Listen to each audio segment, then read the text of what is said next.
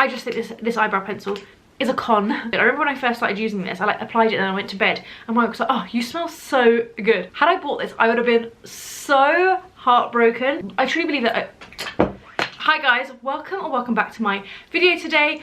Happy New Year. I hope you were able to have a really lovely time off. I was very fortunate to kind of have quite a while, actually, maybe like 8 days. I was just kind of generally doing not very much. Obviously Christmas, New Year, we saw people, but around that, I very much sat on my sofa, I read books, I watched series, and we went on walks, ate food, and that was very much it.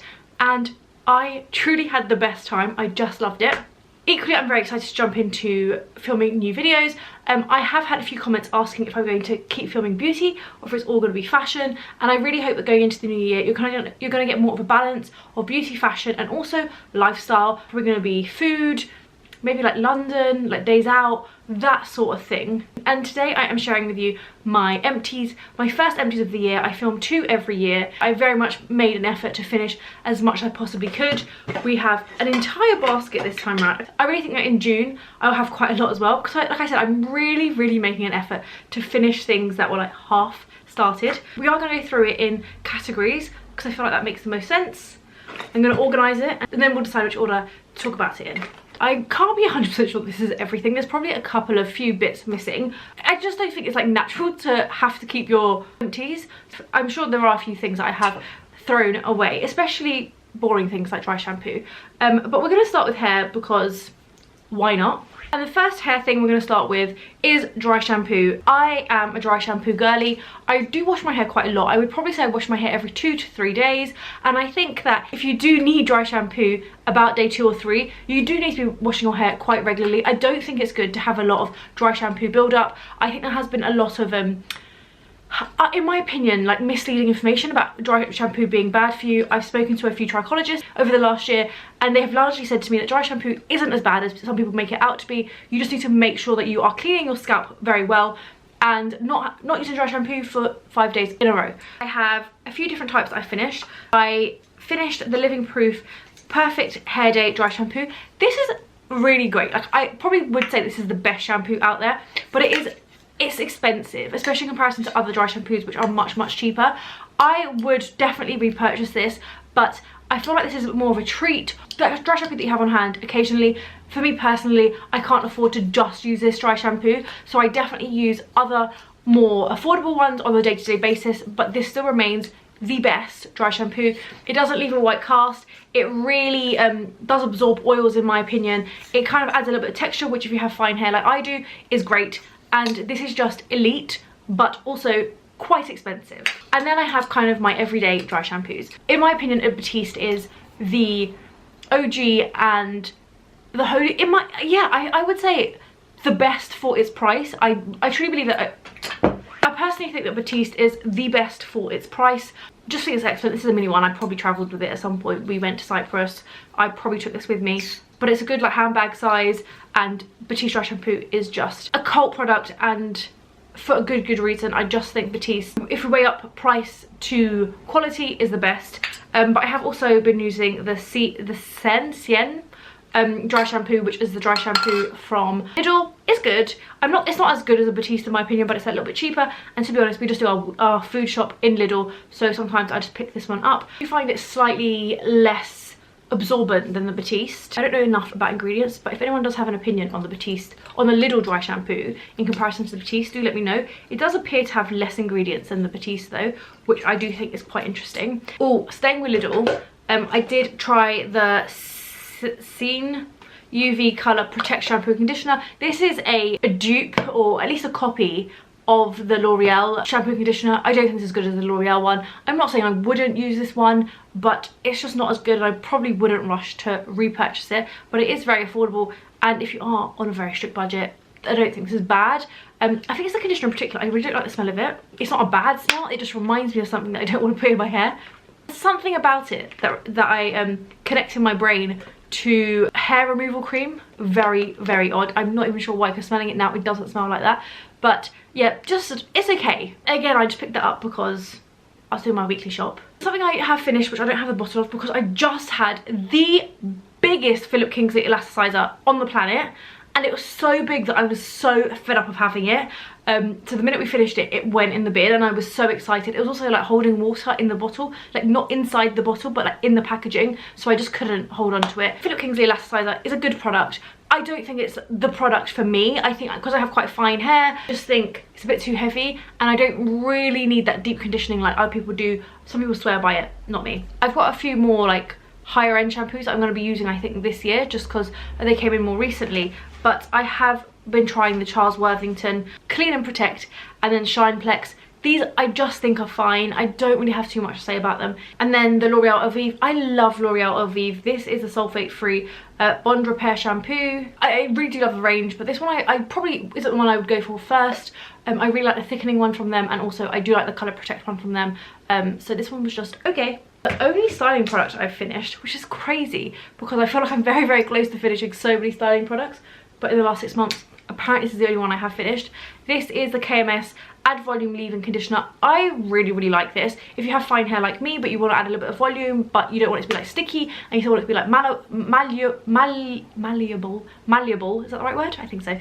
This is really, really great. I'm able to brush my hair if I use this because of the conditioner part, but then the volume part I feel does still add volume. So I just think that this is really, in my opinion, one of the, if you're just looking to buy like one singular product and you have fine lifeless hair like I do, this in my opinion is the product to go for. At the moment I am using Moroccan oil and then a Bumble and Bumble mousse, which works really well, but those are two separate products, both very expensive. This I bought with my own money and I repurchase regularly, and I just love. They also have this other one that's like not a leave-in conditioner, it's just KMS Add Volume. If you just want volume, for example, if you have another leave-in conditioner that you love, like use a bit of an oil in your hair and you just want something to add volume, the just Add Volume one that's not a leave-in conditioner is also great, but it's much stickier. One quick miscellaneous, I have the Cutex Care Non-Acetone Ultra Caring Nail Polish. This, I keep dropping everything. This says it removes UV gel.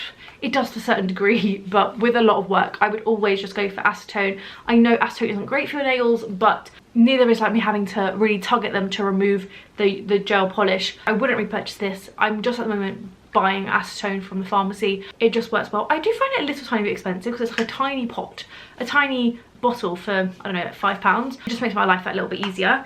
And then body, two kind of higher end body products, but which I do genuinely really love, is the Robert & Gallet Fleur de Figuer Relaxing Shower Gel. This just smells great. It's not a life-changing product, it's just a shower gel, but it's a really good smelling shower gel. Mike and I both really love any like Rituals foam. I think they have one in the bathroom at the moment. I don't think all foams are created equally. This one's kind of like a thick foam. At the moment we have one that's not Rituals, that's much like thinner, and I just don't like it as much as this. This is the Floral Foaming Shower Gel. I don't really care that much about the scent. There's no scent from Rituals that is like truly blows me away, but as a whole I just love these foaming shower gels. They often come as part of a gift set. I think that's how I got this one, and we always use them and I always look forward to using them. They also come in little minis. I think, I could be wrong, but I think Mike has one in his, a mini in his shower, in his gym bag, and has really been enjoying it. Probably the product I was most excited about finding this whole year and really getting on with is the Mega Babe, the Smoothie Deo. So it's a fruit enzyme daily deodorant, and I just think this is excellent. At the moment I'm using the Wild deodorant, which I do really like, but this I just like even more. It is a little bit expensive, it's a bit harder to get hold of. The Wild one I think you can buy with your weekly shop in Sainsbury's or Tesco, but this just smells so good. I remember when I first started using this, I like applied it and I went to bed and Mike was like, oh, you smell so good, and I was like, it's my deodorant. It's not even perfume. It's got fruit enzymes, and apparently that helps balance your pH. It has got a lot of ingredients. I'm not sure if it's as clean. I use the word clean loosely because I don't know enough about Wild. As the Wild, all I can say is I've really been enjoying it. I probably will repurchase this, but I'm kind of like trying out a few other deodorants at the moment. But this, I loved this. I really truly did. Let's do skincare because I have a lot of skincare to talk about. The first skincare bit we'll talk about is the No7 Future Renew kind of range. I have got the high cream as well, I just haven't quite finished that. I really, really did like this. This was kind of the big launch, I think, this year for No7 in terms of skincare. I really enjoyed using it. I rarely use 3 products from like one singular range, but because I'd seen so much hype around this, I really wanted to do that. I don't think it's like the biggest game changer ever, but I think the issue is that we kind of have our expectations set too high sometimes by the skincare industry. But that said, I really, really enjoyed using this and I would highly recommend it. It's a kind of a mid price point, I would say. I'm sure you can find this on offer at some point throughout the year, and if you do, I would really recommend just giving it a go. Night cream in particular I think was quite nice and thick, and I quite like that. I do think it's probably more if you have slightly more dehydrated or dry skin. It's not for younger skin really. I'm 31. I don't think you'd want to use this like much younger than I am. I really try a lot of products, and I don't think this was so good that I won't ever try anything else, but I would definitely use this again. Cleansers, apparently I've only finished 2. That seems impossible, but who knows. Edelweiss Pro Collagen is expensive, but it is just a joy to use in my opinion. I really enjoy this. Again, often you can get this in gift sets, sometimes on offer. I'm not going to say it's not expensive, it is a little bit, but as a nice cleanser, a nice cleansing treat, I just think it's great, and I really do find that it's that little bit superior to cheaper cleansers, I would say. And I also use the Wild Rose Beauty Balm One Pot Wonder. I think this can kind of be used as other things, but I use this as a cleanser. Again, I do like this as well. Again, slightly more expensive.